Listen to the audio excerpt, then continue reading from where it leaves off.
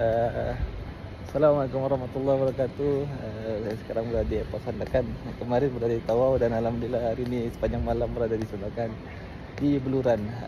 Alhamdulillah. Sekejap lagi kita akan merangkak balik ke Kota Kinabalu. Alhamdulillah.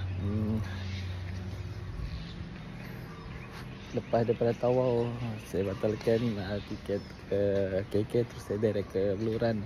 Alhamdulillah, dapat perjalanan, Allah mudahkan. Dan inilah kadang-kadang kehidupan kan,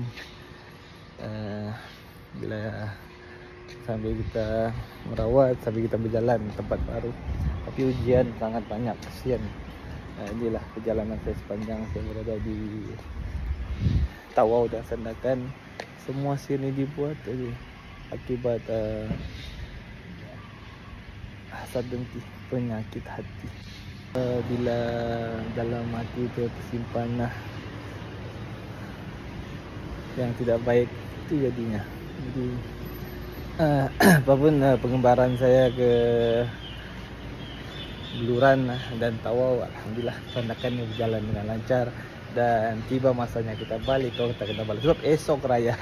Okey, apapun sama-sama kita doakan semoga pesakit yang dirawat di perjalanan kali ini insya-Allah diberikan kesembuhan.